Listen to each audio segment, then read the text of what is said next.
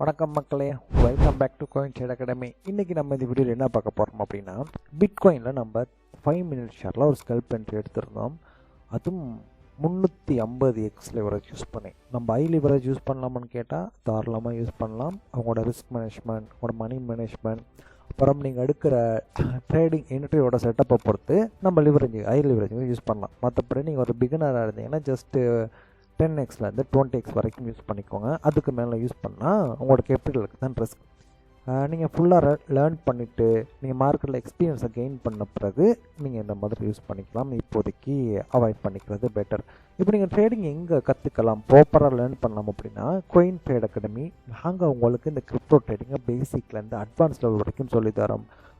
Price action அப்புறம் SMC இது ரெண்டையும் சேர்த்து நாங்கள் உங்களுக்கு சொல்லித்தரோம். நீங்கள் நெக்ஸ்ட் பேட்சில் ஜாயின் பண்ணி லேர்ன் பண்ணணும்னு நினச்சிங்க அப்படின்னா கீழே டிஸ்கிரிப்ஷன் இருக்க லிங்க்கை கிளிக் பண்ணி உங்கள் சீட்ஸை புக் பண்ணிக்கோங்க. அப்படி இல்லைனா ஸ்க்ரீனில் தெரியுற கான்டாக்ட் நம்பரை கான்டாக்ட் பண்ணி உங்கள் சீட்ஸை புக் பண்ணிக்கோங்க. இப்போ வாங்க நம்ம இந்த என்ட்ரி எப்படி எடுத்தோம் அப்படிங்கிறத பார்ப்போம். ரைட், இதுதான் பிஃபோர் என்ட்ரி எடுக்கிறதுக்கு முன்னாடி இருந்த லெவல். நம்ம என்ட்ரி லிமிட் ஆர்டர் போட்டிருந்தோம் 63,868ங்கிற லெவலில். இப்போ மார்க்கெட் நமக்கு கரெக்டாக அதே லெவலில் 5 மினிட் சார்ட்டில் அதே லெவலில் ஹிட் பண்ணிவிட்டு நமக்கு மார்க்கெட்டுங்கிறது இது லெவல் வரைக்கும் பம்ப் ஆகிருக்கு. இப்போ நம்ம இந்த இடத்துல என்ட்ரி எடுக்கிறதுக்கு என்ன காரணம் யூஸ் பண்ணோம் அப்படின்னா, என்ன மாதிரி கன்ஃபர்மேஷன் பார்த்தோம் அப்படின்னா, நமக்கு ஒரு ட்ரெண்ட் லைன் பிரேக் அவுட் கிடச்சிருந்துச்சி. இதை நம்ம டிலீட் பண்ணிப்போம். இதையும் டிலீட் பண்ணிப்போம். எங்கே அப்படின்னா, ரைட் 1 ஹவரில் நமக்கு 1 ஹவரில் ஒரு ட்ரெண்ட் லைன் பிரேக் அவுட் கிடச்சிருச்சு. நமக்கு இந்த பிரேக் அவுட் நடந்த பிறகு நம்ம மார்க்கெட்டில் என்ட்ரு ஆகுமான்னு கேட்டால் என்ட்ரு ஆக மாட்டோம். ரீடெஸ்ட்டில் தான் என்ட்ரு ஆகும். ஏன்னா மார்க்கெட் ஒரு ட்ரெண்ட் லைனை பிரேக் அவுட் பண்ணுது, இங்கேருந்து பம்ப் ஆகணும்னா அது பிரேக் அவுட் பண்ணிட்டு அங்கேருந்து போகணும் நமக்கு 100% சொல்ல முடியாது. பிரேக் அவுட் பண்ணிவிட்டு ரீடெஸ்ட் கொடுப்பாரு. அந்த ரீடெஸ்ட்டில் தான் நம்மளால் கன்ஃபார்மாக சொல்ல முடியும் மார்க்கெட் அங்கேருந்து மேலே பம்ப் ஆகும் அப்படின்னு. ரைட், இப்போ நம்ம அந்த ரீடெஸ்ட்டை கன்ஃபார்ம் பண்ணிக்கிறதுக்காக என்ன பண்ணோம் அப்படின்னா, லோவர் டைம் ஃப்ரேம் போய்கிட்டோம். அதாவது 15 மினிட்ஸில் போன பிறகு நமக்கு இதுக்குள்ளார ஒரு ஆர்டர் பிளாக், அதாவது இந்த ஜோன், இதுதான் அந்த ஆர்டர் பிளாக். ரைட், இதை இன்னும் கன்ஃபார்ம் பண்ணிக்கிறதுக்காக நம்ம 5 மினிட்ஸ்க்குள்ளே போனோம். ரைட், 5 மினிட்ஸ்க்குள்ளே போயிட்டு நம்ம இந்த இடத்துல மார்க்கெட்டில் கரெக்டாக எங்கே லிக்விடிட்டி இருக்குது அதை எப்போ அர்ன் பண்ணணும்னு பார்த்துட்டு, நமக்கு லிக்விடிட்டி அர்ன் பண்ணது இந்த கேண்டல், அதாவது இந்த க்ரீன் கலர் கேண்டல்.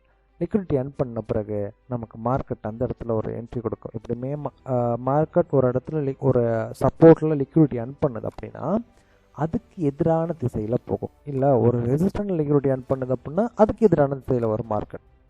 அப்போ மார்க்கெட் மூவ் ஆகிறதுக்கு மேஜரான ரீசனே லிக்விடிட்டி தான். மார்க்கெட் எங்கே லிக்விடிட்டி இருக்கோ அதை கலெக்ட் பண்ண தான் போகும்.